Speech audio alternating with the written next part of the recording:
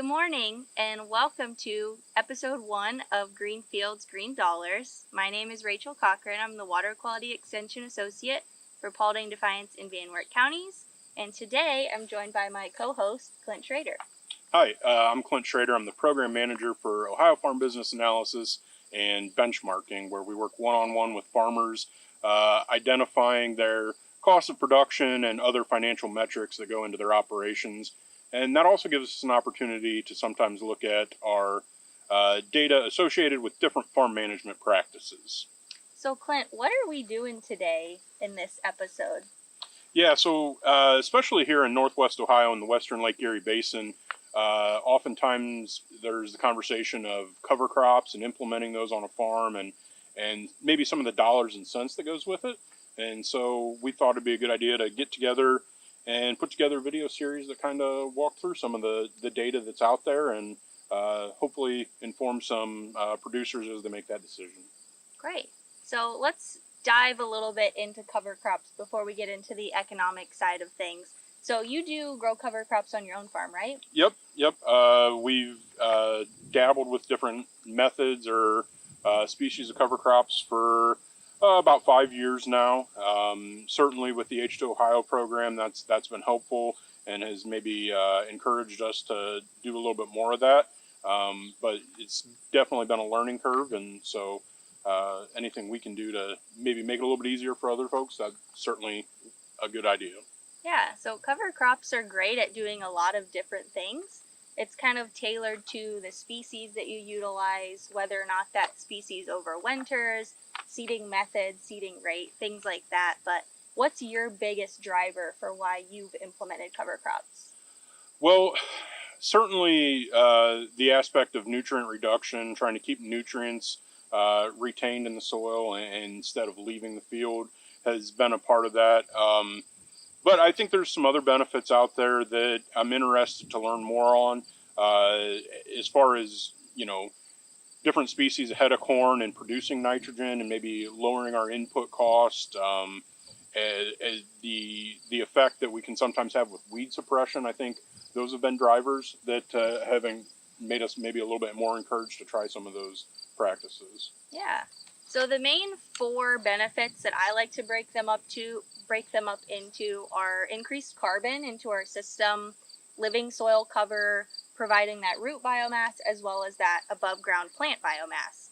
So increased carbon into the system comes from that biomass, both above and below ground, that can build our soil carbon, give us better organic matter levels, which can translate into better water holding capacity, better nutrient holding capacity, can even kind of cycle those nutrients that are already hidden in the soil for us. Living soil cover is one great way to prevent erosion. I know we don't tend to deal with so much runoff here because we're so flat, but we are very windy, so keeping that soil covered is a great way to prevent wind erosion. And then above ground biomass is a great way to store those nutrients, put them back into the system once that biomass starts to decompose.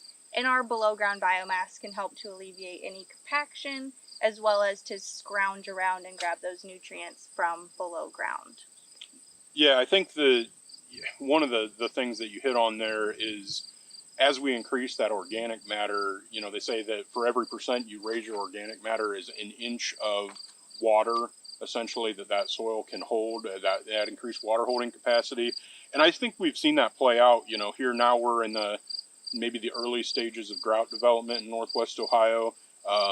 The ground where there has been some cover crops, it seems like we are holding a little bit more water, and they're maybe doing a little bit better than some fields that were conventionally tilled prior to planting. So that's another great benefit that I've seen play out, and certainly excited to see how that comes this fall when we take the combine to the field. Yep, I think that's definitely going to help us moving into these drier conditions this late summer and into our fall. So transitioning a little bit, let's start talking about the dollars and cents of cover crops. So we know obviously we have to pay for seed, maybe any additional equipment costs, but you're going to dive into that, right? Yeah, so I think, just to throw out a number to start off with, SARE, they did a survey of 1,000 farmers nationwide, and they came up with $37 an acre is what it costs to put out a cover crop. And, I think we can dive a little bit deeper into that. There's some good data sets out there that I like to use. The first is the Precision Conservation Management from Illinois. That's a great one with a lot of farms that participate. And then another one is the FinBin, or Center for Farm Financial Management. They manage a cover crop cohort in southern Minnesota, but they also collect data nationwide. And this is where the data from my program here in Ohio is uploaded, and so it's part of that nationwide database.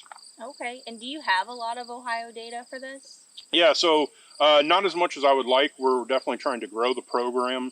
I think that, we're in about the third year now of collecting data specific to cover crops and those operations to try and put some numbers behind it. So not a lot of data points, but we have been growing over the last couple of years. So. Well, great. So one of those costs that we mentioned just briefly is going to be our establishment cost. So that kind of depends on the producer, what equipment they might have, especially considering the timing. Maybe they get their crops off late, maybe they get them off early. Generally, we see a couple different methods. Some people fly them on, whether that's with a drone or an airplane.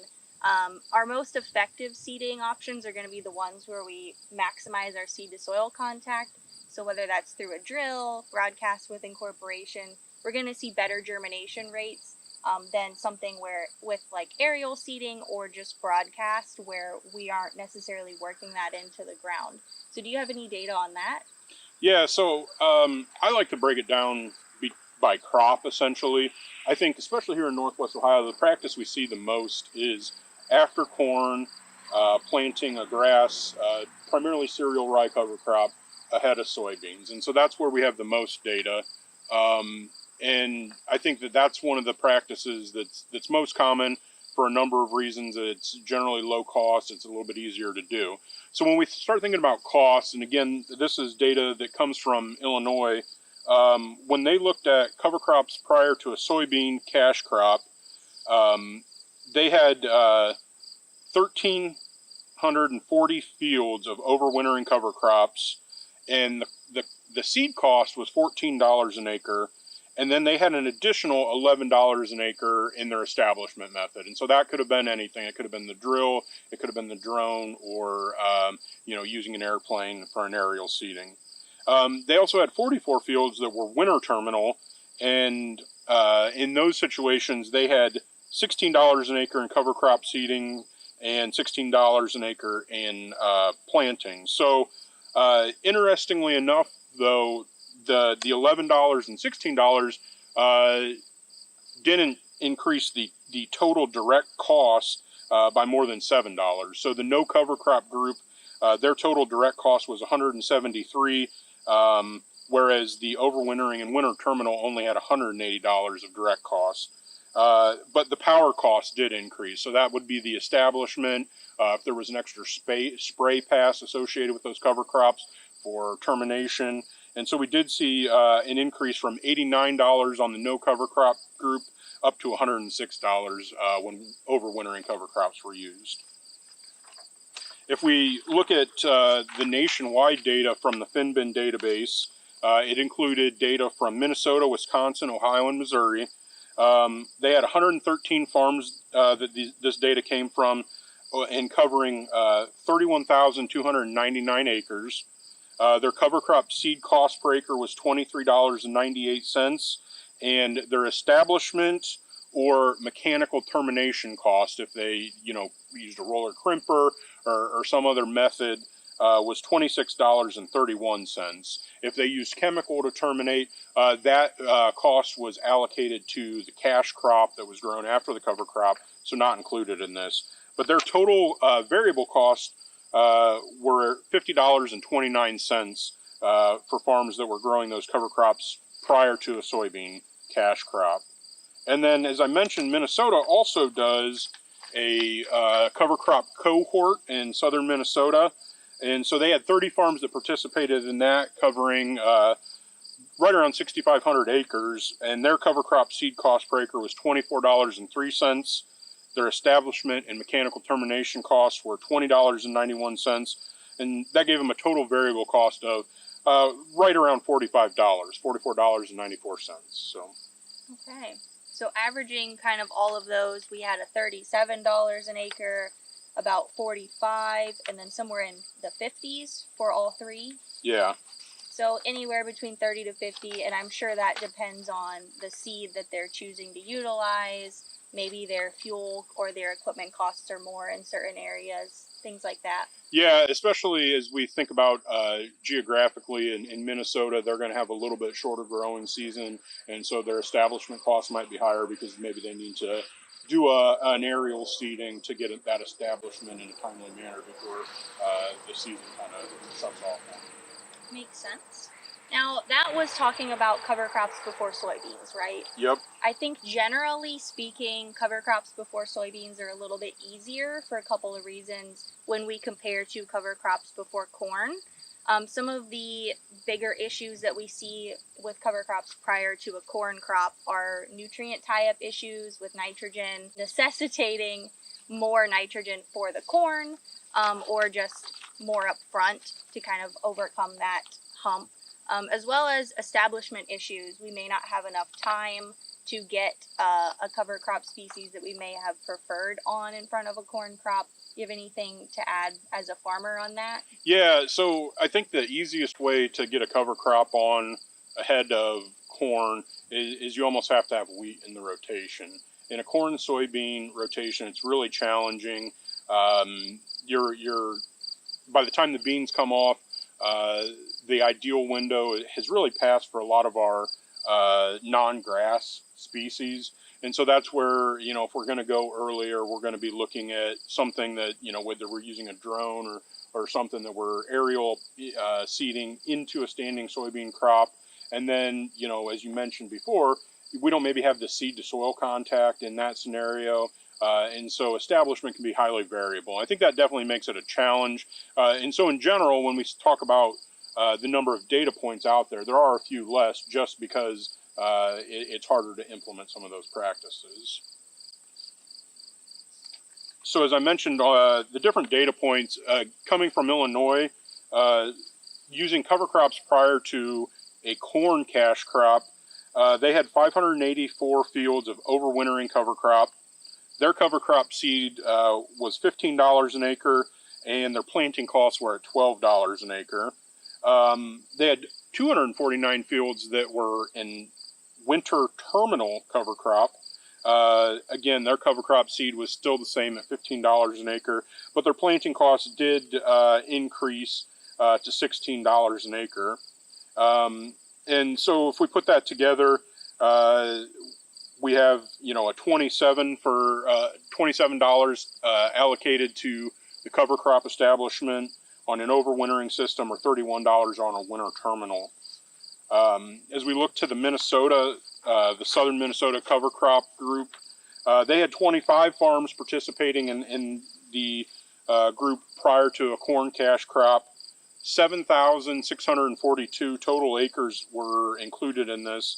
And they had a seed cost of $23.89, and direct establishment and mechanical termination costs, again, for that group was $20.26. So right around $44, $44.15 is what their total cost would be to put out those cover crops. So it's wonderful that we have this Illinois data, this Minnesota data, but how can we get more Ohio-specific data so that we can give our farmers a little bit more detailed info? Yeah, so if they'd reach out to me or visit our website at farmprofitability.osu.edu.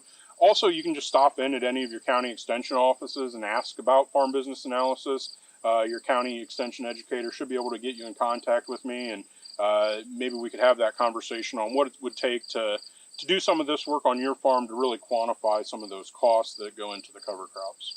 Awesome. Well, thanks so much for spending some time with me this morning, Clint.